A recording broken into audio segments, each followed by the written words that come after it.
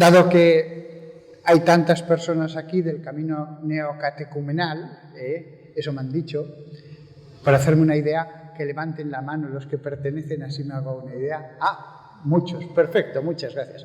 El camino neocatecumenal no es una sociedad secreta y lo dicen con toda alegría que pertenecen a la Iglesia en esa espiritualidad, en ese camino.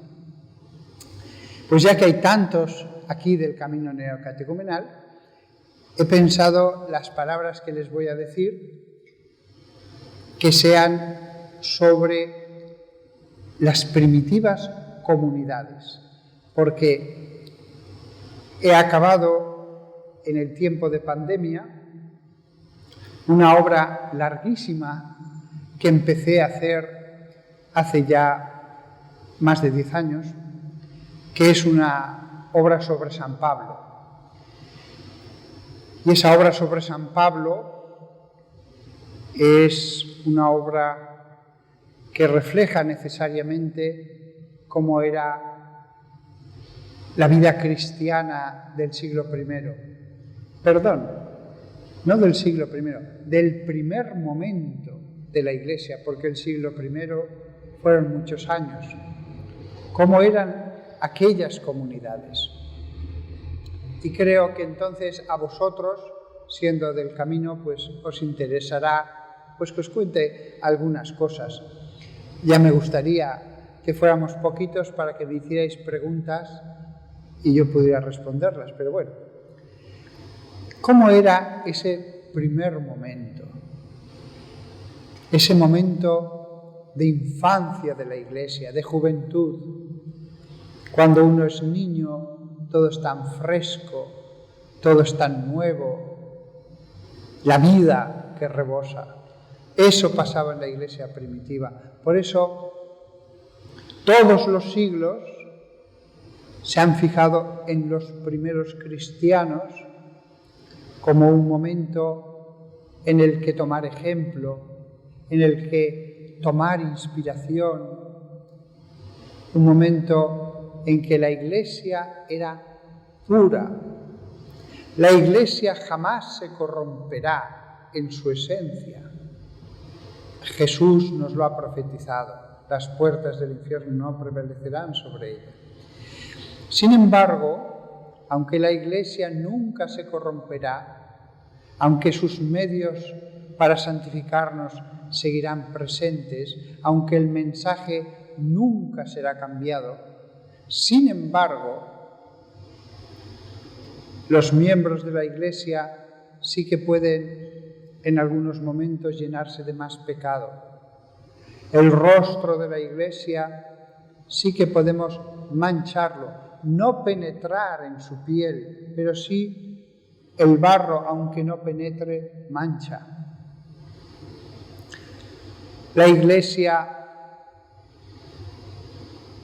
siendo santa, siempre será santa por su fundador, por lo que enseña, por la palabra de Dios, por los sacramentos, por tantas razones. Sin embargo, a veces estará recubierta de la costra de los malos cristianos, de los que han sido bautizados, pero no se han dejado transformar por esas aguas de gracia. Sin embargo, en el primer momento, en la primera generación, qué luz, qué fervor, qué ardor. Las cosas no podían continuar así porque la Iglesia creció. Ya no podíamos reunirnos en un salón de una casa. Ya no podíamos conocernos todos como una familia. Eso no podía seguir así. La Iglesia iba a crecer. Era inevitable. Lo mismo un niño. Un niño, por más que esté lleno de vida y de la belleza de un niño, después crecerá y tendrá la belleza de la madurez, la fuerza de la madurez, etc. Pero ya no será niño. No se puede ser todo a la vez en todo momento.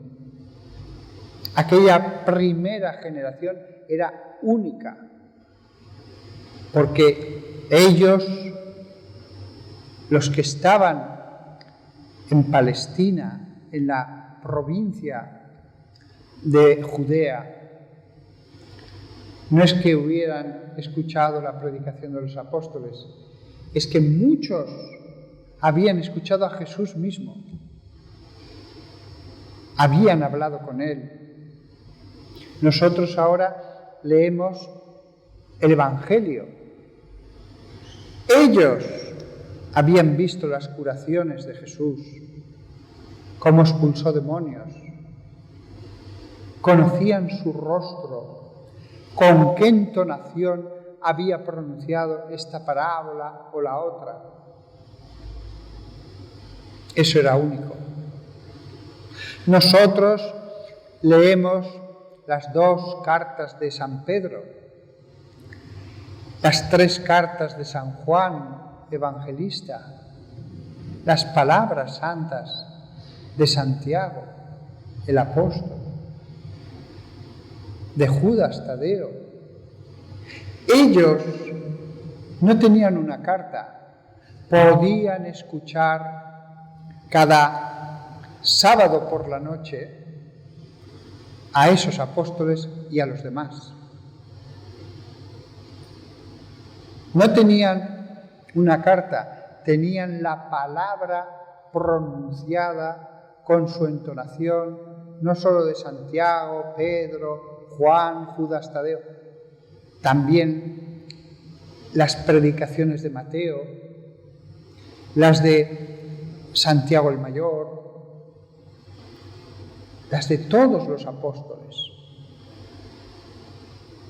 Era un momento irrepetible. Había milagros, también ahora los hay, pero nunca han sido tan frecuentes como entonces. Si escuchamos a San Pablo en sus cartas y Hechos de los Apóstoles, había profetas. No todos eran profetas, pero había profetas. Tampoco todos se curaban, había enfermedades. La gente se moría de viejo y de enfermo, pero había curaciones. Era un momento maravilloso. Todo era tan sencillo, tan puro. Todavía no se habían acumulado defectos, vicios que después veremos en la Edad Media. La mezcla con el poder, tantas cosas que impurificaron la Iglesia durante tanto tiempo. En la Edad Media, pero también en el siglo XVII, XVIII, tantas cosas. En aquel momento, el servicio de los cargos era solo servir. No había grandes honores ni beneficios personales. Solo el único beneficio era el agradecimiento de Dios en la otra vida. Y se marchaban a Persia a predicar, a la India, a Alejandría, a tantos lugares. Eso sí que era marcharse a un mundo desconocido. Ahora nuestro mundo es más conocido. Ahora hay tarjetas de crédito, el teléfono. Cuando un San Pablo se marchaba a Chipre, no le esperaba ningún cristiano. Llegaba a una ciudad desconocida en la que no le esperaba nadie, en la que si le robaban todo el dinero, no había un banco en el que sacar dinero. ¿Cómo comenzar a predicar a unos hombres para los cuales eres un desconocido? Pero aquellos hombres no solamente predicaban, también actuaba en ellos el poder de Dios. No penséis que era llegar a un lugar y hacer milagros, no. Ni siquiera Jesús en todas partes hizo milagros. tampoco Juan, ni Pablo, ni Pedro. Hubo milagros, y cuando había un milagro, ¡qué maravilla!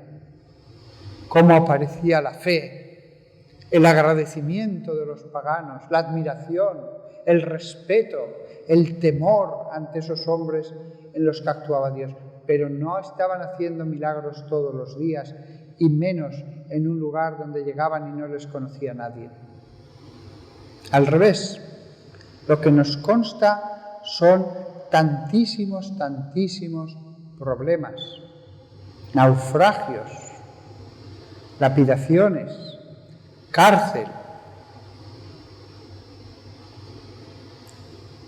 ¿No sabéis lo que era enfrentarse a un juicio en una ciudad donde los que te están acusando, los judíos de aquella época, que habían recibido instrucciones del Sanedrín de que no creyeran al falso Mesías?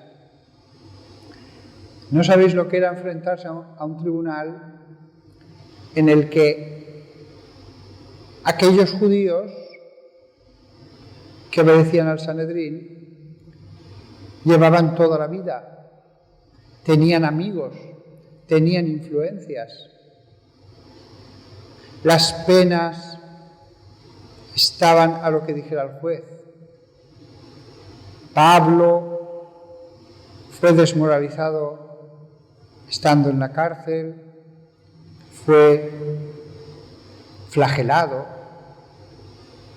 no flagelado con un flagelo como el de Cristo, pero sí con látigos que verdaderamente en aquella época, que se infectaran unas heridas en la espalda no era como ahora. O cuando le lapidaron, si se rompía un hueso, podía quedar inutilizado para toda la vida. Podía perder un ojo. Se dice muy rápidamente lapidación, pero no era precisamente cualquier cosa. Naufragó 2 veces. Cuando uno naufraga, se queda sin dinero, se queda sin otra ropa. No había nadie que le esperara. El pobre Pablo, que heroico fue misionar en aquella situación, y como él, los 12 apóstoles. Y como ahora, la obediencia al Papa. Solo que aquel primer Papa había recibido el cargo directamente designado por Cristo. Desde entonces los papas son escogidos primero por la Comunidad de Roma, después ya se estableció que fuera el clero, después no todo el clero, solo los párrocos, finalmente los 25 párrocos de Roma fueron los cardenales, y Dios le confirma en ese cargo, en esa función. Pero en ese momento primero, el Papa había sido escogido por nuestro Señor Jesucristo directamente. Ahora hay cardenales y obispos, y es bueno, y son los sucesores, y son buenos, y tienen fe, y en ellos actúa el poder de Dios.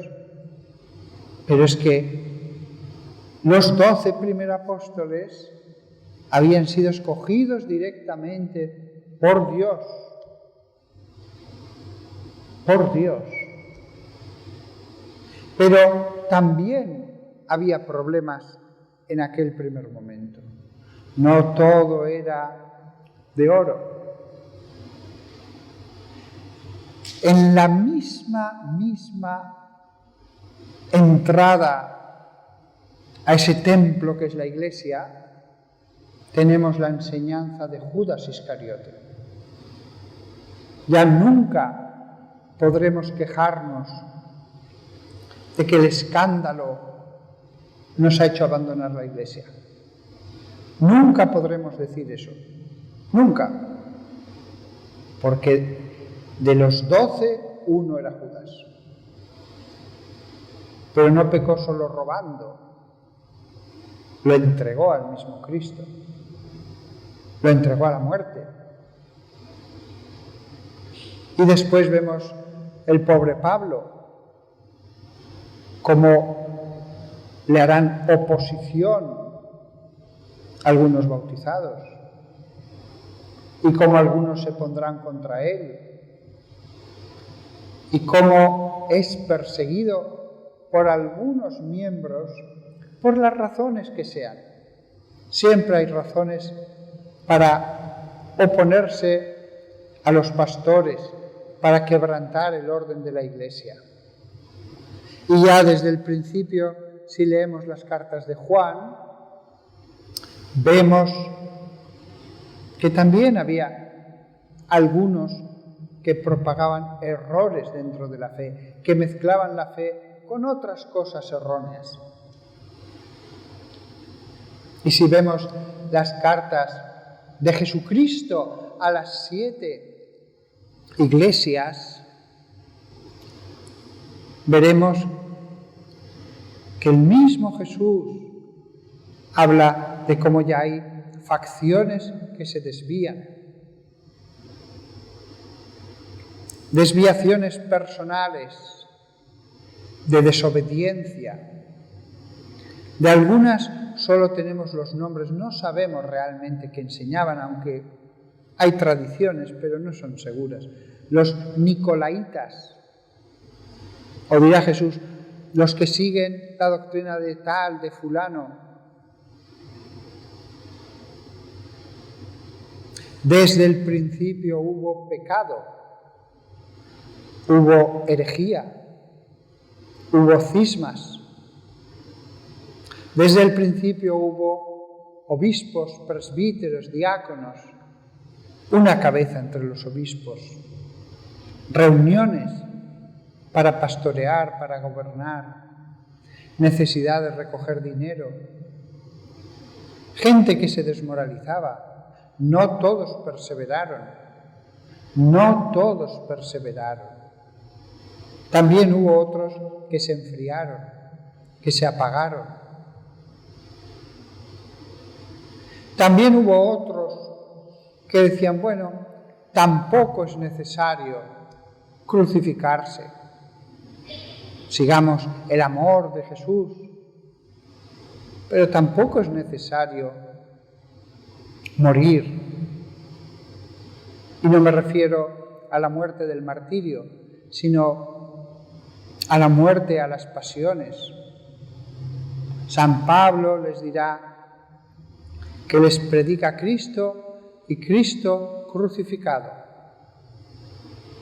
La misma lucha de siempre también contra las pasiones, contra la lujuria, contra la codicia del dinero. Las pasiones de ahora son las pasiones de entonces. Pero el fervor de estos seminaristas es el mismo fervor que tenían los que en aquel momento comenzaron a ir como misioneros, se ofrecieron como presbíteros, etc. Eso sí que estoy completamente seguro. El mismo fervor de estos seminaristas, lo digo con todo mi corazón, seguro, porque el que un joven lo entregue todo de un modo absoluto, ya no se puede hacer más. El mismo fervor de ellos era el de Bernabé, que acompañaba a Pablo, o el de todos los que aparecen en Hechos de los Apóstoles como predicadores, misioneros, evangelizadores. Vosotros, cuando decís voy a dedicar un tiempo a la oración cada día, la misma pereza que sentís vosotros, la sentía un panadero de Corinto o un constructor de Éfeso. Lo mismo. Vuestras caídas eran sus caídas. Pero lo bueno hizo que se siguiera edificando la iglesia. Y no quiero dejar pasar este sermoncito, que ya va llegando a su fin, sin deciros, ahora que tenemos esta mesa, que es el altar, la copa, el pan que va a ser consagrado, cómo debían ser aquellas misas de Pablo en el salón de una casa, con 15 personas alrededor y en otras 30, en algunas 40, no mucho más, porque era un salón de una casa. Los salones de esa época tenían el máximo de una viga de madera. ¿Cómo debían ser esas misas? ¿Qué ritos haría? ¿Qué ritos haría Pablo? Desde luego, él iba vestido con una túnica, pero no penséis que era blanca. Las túnicas de los romanos, de los griegos, de los judíos, eran de todos los colores habidos y por haber, y con dibujos, y con rayas, y con de todo. Les encantaban los colores.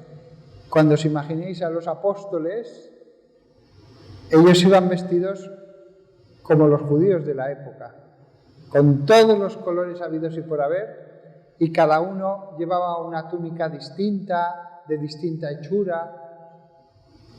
Uno llevaría encima un manto con capucha, el otro... Perdón, con capucha no. Los romanos sí. Una capita corta hasta la cintura con capucha, eso era muy común. Pero los judíos no, llevaban un manto que se ponían sobre la cabeza. Pero unos lo llevaban de esta manera, los otros de otra manera. Tantas hechuras hay de vestiduras judías en el siglo I para los hombres. No iban de un modo uniforme. Pues en la misa, con la túnica que llevaban, tendrían una y la de repuesto para lavarla. Cuando la lavaran, la primera, la Eucaristía la celebraban sentados. No había misal. En un primer momento no había leccionario. No penséis que iban cargados con el rollo de Isaías o con el rollo de Éxodo. La liturgia de la palabra era en los apóstoles lo que habían visto y escuchado de Jesús. Y los que habían leído o escuchado en la sinagoga, pues les contarían lo que profetizaba Isaías, las enseñanzas de Jeremías sobre la infidelidad, o hablarían del amor de Dios según el cantar de los cantares, pero de memoria. No iban cargados de rollos por la Galacia o por los puertos de... Los rollos eran caros y había pocos. Había pocos. Cuando digo pocos, en un primer momento, la Comunidad de Jerusalén, en el primer año, ya es mucho si tenía 3 o 4 rollos de las Escrituras, de los libros menores. Poco a poco se fue haciendo con todo, pero no tenían su propiedad eso. Todavía no existían los evangelios.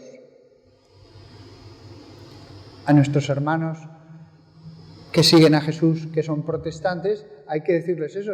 No estaba la Biblia todavía, ya existía la Iglesia. Ya existía la Iglesia. Pero la Biblia no. No estaban ni las cartas de San Pedro, ni las de San Juan, ni el Apocalipsis, ni los evangelios. Ninguno. Pero la Iglesia ya estaba. Los apóstoles ya estaban. Y el Papa. Amamos mucho la Sagrada Escritura, la palabra de Dios, un regalo de lo alto.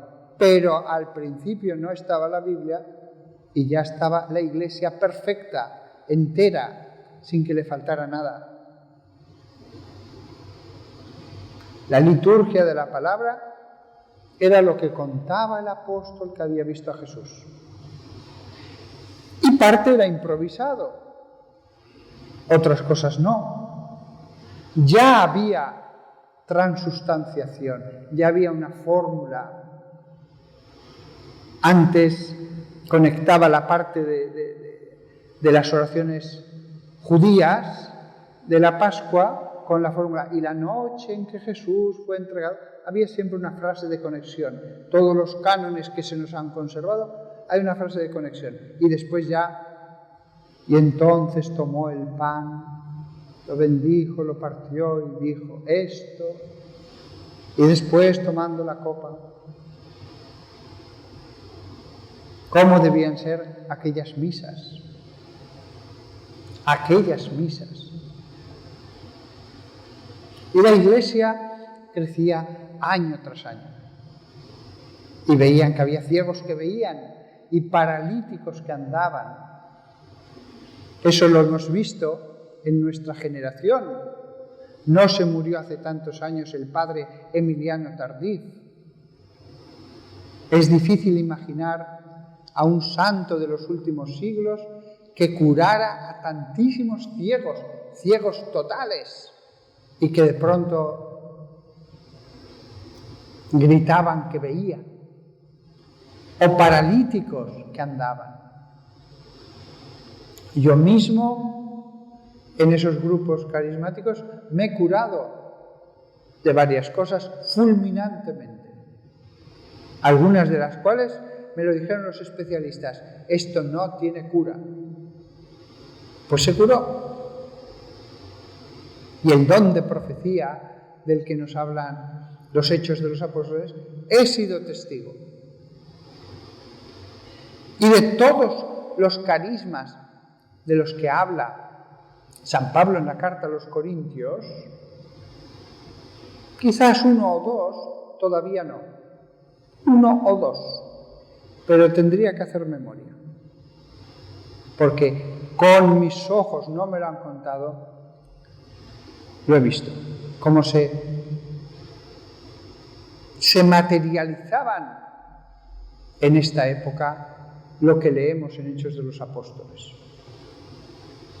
Tenemos todo lo que tenían las comunidades de la época de San Pablo, de San Juan, de San Pedro, todo. Y los sermones, para hacer la obra de San Pablo, me tocó leer mucha literatura de finales del siglo I y principios del II. Hay, desde la carta del Papa Clemente, fue el segundo Papa después de Pedro, la Didache, las cartas de San Ignacio de Antioquía, etcétera, etcétera. Cosas de finales del siglo I y de principios del II. No penséis que aquellos sermones de aquella época eran mucho mejores que los de ahora. Buenos eran entonces, pero buenos son ahora. No son mejores no eran mejores los de entonces que los de ahora. Amamos la primera época de los primeros cristianos. La amamos. Nos inspira, es como un faro acerca de lo que debe ser la Iglesia, pero todo lo bueno, lo noble, lo espiritual, de entonces lo tenemos ahora, todo. ¿Qué nos falta? Nada, ni siquiera los milagros, ni siquiera la profecía, ni siquiera los carismas de la carta a los Corintios, ni los exorcismos. No nos falta nada. Nada. La Iglesia de ahora es santa, aunque el barro de los pecadores a veces oculte un poco la belleza de su rostro, de su piel, manche sus vestidos, pero es barro, no penetra, no la corrompe, es algo externo. La Iglesia es santa porque lo que nos da es santo, medios de santificación que ni el más pecador de los sacerdotes podrá corromper, ni las aguas del bautismo, ni la Eucaristía, ni el peor de los obispos, el peor, podrá evitar que el Espíritu Santo baje en la confirmación, etc.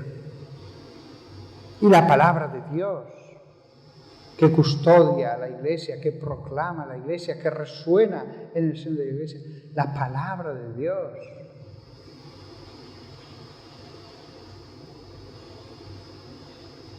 Por eso, yo que me he dedicado a conocer lo que podemos saber de aquellas primeras comunidades, todo lo veo ahora, lleno de luz, lleno de perfección.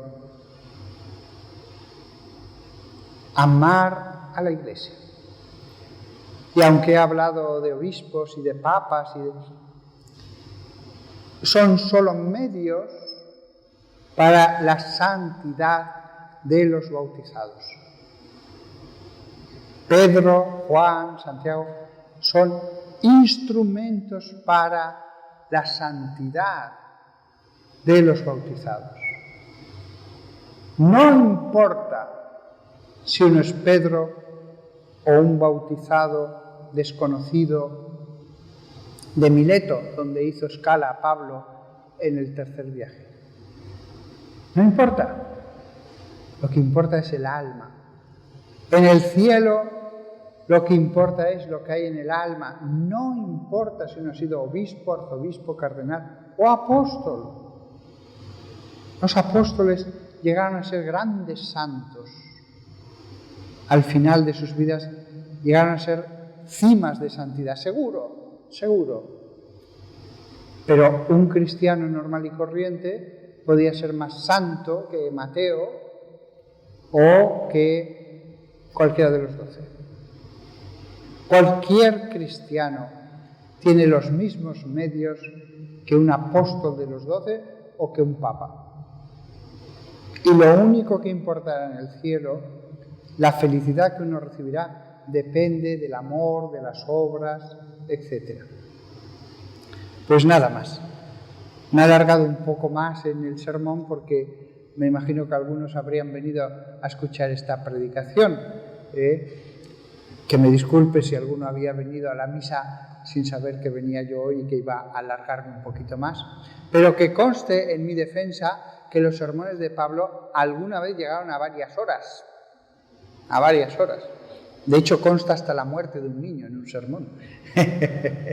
Se cayó de una ventana. Pero uno iba a escuchar allí sin prisa. Lo siento si alguno venía a la misa de diario y no sabía que hoy predicaba.